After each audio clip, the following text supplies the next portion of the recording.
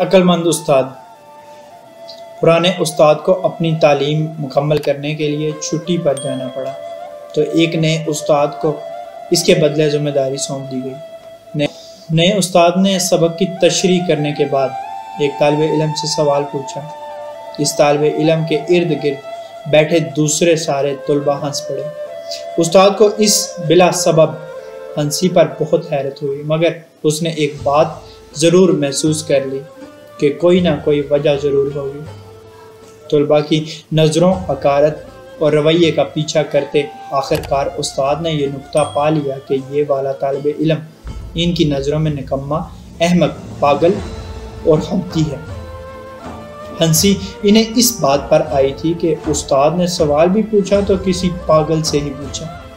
جیسے ہی چھٹی ہوئی، سارے طلباء باہر جانے لگے تو استاد نے کسی طرح موقع پا کر اس طالب علم کو علیحدگی میں روک لیا۔ اسے کاغذ پر ایک شعر لکھ کر دیتے ہوئے کہا، کل اسے ایسے یاد کر کے آنا جیسے آپ کو اپنا نام یاد ہے، اور یہ بات کسی اور کو پتہ بھی نہ چلنے پائے۔ دوسرے دن استاد نے کلاس میں جا کر تختہ سیاہ پر ایک شعر لکھا، جس کے معنی، مفہوم، ابلاغ اور تشریح بیان کر کے شعر مٹا دیا۔ پھر طلباء سے پوچھا، یہ شعر کسی کو یاد ہو گیا ہو تو وہ اپنا ہاتھ کھڑا کرے۔ جماعت میں سوائے اس لڑکے کے ہچکچاتے، جھجکتے اور شرماتے ہوئے ہاتھ کھڑا کرنے کے اور کوئی ایک بھی ایسا لڑکا نہ تھا جو ہاتھ کھڑا کرتا۔ استاد نے اسے کہا تو لڑکے نے ازبر یاد کیا ہوا شعر سنا دیا۔ استاد نے لڑکے کی تعریف کی اور باقی سارے لڑکوں سے کہا، اس کے لیے تالیاں بجائیں۔ سارے طالب علم حیرت سے دیدے پھاڑے اس لڑکے کو دیکھ رہے تھے۔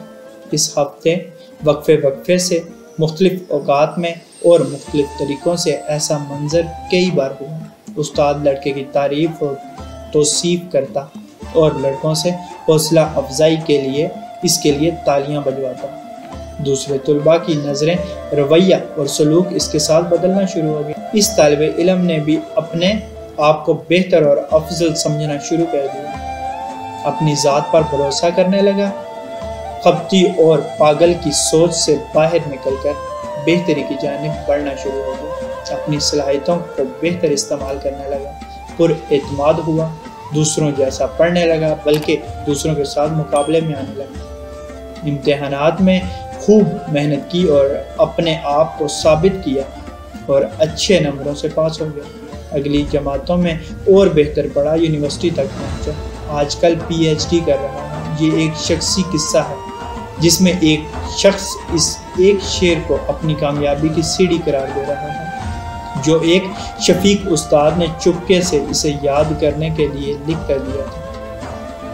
لوگ دو قسم کے ہوتے ہیں۔ ایک قسم ان لوگوں کی ہوتی ہے جو خیر کی کنجیوں کا کام کرتے ہیں، شر کے دروازے بند کرتے ہیں، حوصلہ افزائی کرتے ہیں، داد دیتے ہیں، بڑھ کر ہاتھ بڑھاتے ہیں، اپنی استطاعت میں رہ کر مدد کرتے ہیں، دوسروں کے شعور اور احساس کو سمجھتے ہیں، کسی کے درد کو پڑھ لیتے ہیں، مداوے کی سبیل نکالتے ہیں، رکاوٹ ہو تو دور کرتے ہیں، تنگی ہو تو آسانی پیدا کرنے کی کوشش کرتے ہیں، ترشی ہو تو حلاوت بولنے کی کوشش کرتے ہیں، مسکراہٹ بکھیرتے ہیں، انسانیت کو سمجھتے ہیں، انسانیت کی ترویج کر دیتے ہیں، کسی کی بیچارگی کو دیکھ کر ملول ہوتے ہیں اور اپنے تئیں چارہ گیری کی سبیل کرتے ہیں، ابتدا کرتے ہیں، ایجاد کرتے ہیں، ساتھ دیتے ہیں، مل کر کھاتے ہیں، دکھ بانٹتے ہیں، درد سمجھتے ہیں۔ دوسری قسم کے لوگ اس کے برعکس شر کا دروازہ کھولتے ہیں، قنوتیت اور یاسیت کو پروان چڑھانے والے، چلتوں کو روکنے والے، سامنے پتھر لڑکانے والے، حوصلے کو پست کرنے والے، منفی رویوں کی ترویج کرنے والے، شکایتوں کے پلندے اٹھائے نصیبوں، کرموں اور تقدیروں کو رونے والے، راستے بند اور راستوں میں گونٹے گڑنے والے۔ آپ معلم ہیں، والد ہیں، والدہ ہیں، استاد ہیں، قائد ہیں یا ایک عام شہری ہیں۔ ایک سوال ہے آپ سے، کیا آپ اپنی قسم بیان کر سکتے ہیں؟ یا اللہ ہم سب کو خیر بانٹنے والا بنا دے۔ اللہ پاک آسانیاں حاصل اور تقسیم کرنے کی توفیق عطا فرمائے، آمین، جزاک اللہ۔